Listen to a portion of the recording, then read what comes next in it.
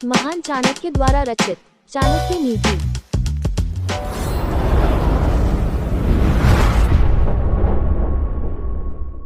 नदीना श्रृंगिना शस्त्रपाणिना तथा विश्वासो नैव कर्तव्य स्त्रीषु राजकुलेषु च।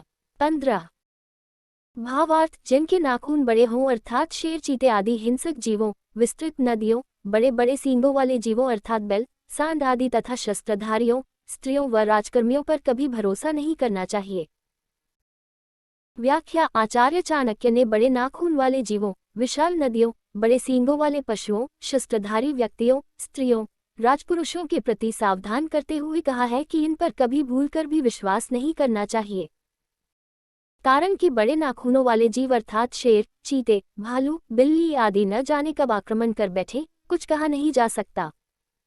इसी तरह जिन नदियों का फैलाव या विस्तार अधिक होता है, उनके तटवर्ती भाग की भूमि प्रायः पोली होने के कारण कभी भी धंस सकती है, या ऐसी नदियों में उफान आने पर तटों का कहीं अता पता नहीं रहता। अतः ऐसी नदियों के तटों पर भूलकर भी नहीं जाना चाहिए। ऐसी नदियां कब दिशा बदल दें, यह भी सुनिश्चित नहीं है। इसी तरह बड़े सींग वाले पशुओं, सांड आदि से भी सतर्क रहना चाहिए, क्योंकि न जाने कब उनका दिमाग फिर जाए और वे आक्रमण कर बैठें। जिस व्यक्ति के पास हथियार हो उससे दूर ही रहना चाहिए।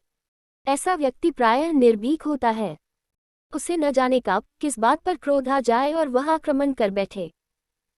जो स्त्रियां चंचल स्वभाव की होती हैं, उनके पथभ्रष्ट होने का प्रायः अंदेशा बना रहता है। अतः ऐसी स्त्रियों पर विश्वास नहीं करना चाहिए। लेकिन चाणक्य की इस बात का भी विचार कर लेना चाहिए कि गृहस्थ जीवन स्त्री के कारण ही चल पाता है, अतः ऐसी स्त्रियों को अपने प्रभाव में रखना चाहिए। स्त्री के लिए उच्छृंखलता अनुचित है, यही भाव है। जो राजकर्मी है या राजसेवा में संलग्न है, उनसे भी सतर्क रहना चाहिए, क्योंकि वे रुष्ट होने पर कभी भी राजा को उल्टी सीधी पट्टी पड़ाकर दंड दिलवा सकते हैं। अतः इन छहों से सदैव सतर्क रहना चाहिए। विषाप्यमृत ग्राह्यम मेध्यात्पी कांचनम नीचात्युत्तमा विद्या स्त्रीरत्न दुष्कुलात्पी। 16। भावार्थ, विष में पड़ा अमृत, अपवित्र स्थान पर पड़ा स्वर्ण, नीच कुलोत्पन्न व्यक्ति से विद्या, नीच कुलोत्पन्न गुणवती कन्या अर्थात ये चारों बिना किसी विचार के ग्रहणीय हैं। व्याख्या। आचार्य चाणक्य का यह मत है कि यदि अमृत विष में भी पड़ा हो तो ग्रहण कर लेना चाहिए। स्वर्ण भले ही विष्ठा आदि अपवित्र स्थान में क्यों न पड़ा हो, ग्रहणीय है। स्वर्ण से आशय यहाँ मूल्यवान वस्तु से है। स्वर्ण ही नहीं, कोई भी मूल्यवान वस्तु यदि अपवित्र स्थान पर पड़ी हो तो सदैव ग्रहणीय है। इसी तरह यदि कोई व्यक्ति नीच कुल में उत्पन्न होकर भी ज्ञानवान है तो उससे ज्ञान प्राप्त करने में कोई बुराई नहीं है। यदि नीच कुलोत्पन्न कन्या गुणशील से संपन्न है तो उसे स्त्री जाति में रत्नरूप मानकर स्वीकार कर लेना चाहिए।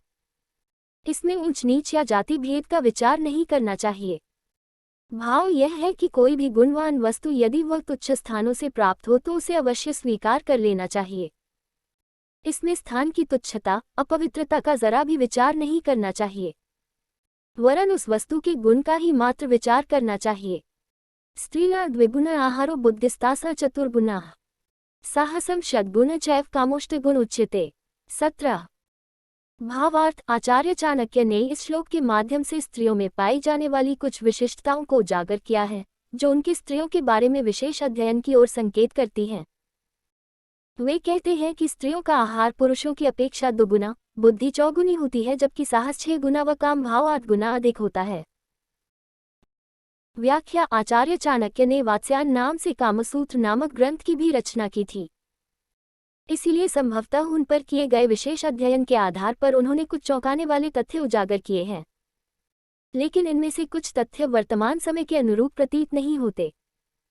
जैसा कि उनका कहना है कि स्त्रियों का आहार पुरुषों की अपेक्षा 2 गुना होता है, यह उस समय के अनुरूप उचित माना जा सकता है, क्योंकि तब स्त्रियां कठोर शारीरिक श्रम किया करती थीं, जैसे खेत में काम करना, घर में चक्की पीसना, कुएं से पानी खींचना, मीलों तक पैदल चलना।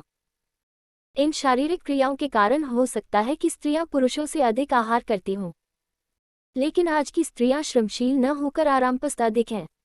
अतः चाणक्य का यह कथन आज के संदर्भ में उचित प्रतीत नहीं होता। इसी तरह साहस को ले तो उस काल में स्त्रियां पुरुषों की अपेक्षा निश्चय ही साहसी हुआ करती थीं। इतिहास में रानी लक्ष्मीबाई, रजिया सुल्ताना आदि के अनेक उदाहरण देखने को मिलते हैं। उस समय राजसी स्त्रियों ने शत्रु से लोहा लेकर अपने अदम्य साहस का परिचय दिया, लेकिन आज की स्त्रियों में संभवतः ऐसा साहस नहीं है। फिर भी इतना साहस अवश्य है कि आज वे पुरुषों के कंधे से कंधा मिलाकर प्रायः हर क्षेत्र में अपनी भूमिका निभा रही हैं। यह सत्य है कि बुद्धि के मामले में स्त्रियां अधिक बुद्धिमान होती हैं।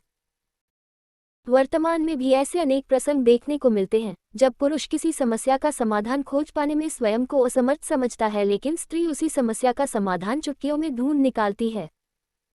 जहां तक स्त्रियों में कामभाव की अधिकता की बात है तो यह बात आज के संदर्भ में भी स्वीकारी जा सकती है। यह बात जुदा है कि लज्जा नारी का आभूषण है और वह इस आभूषण को उतारना न चाहती हो। इति प्रथमोऽध्यायः।